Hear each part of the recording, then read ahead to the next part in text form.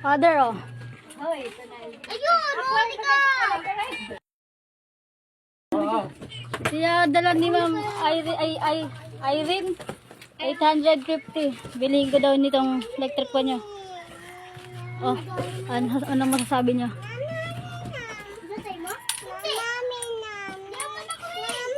Inom daw. Magandang umaga po. Ako po si Tatay Reynaldo. Nagpapasalamat kay Ma'am Irene na nagpadala sa akin ng electric fan.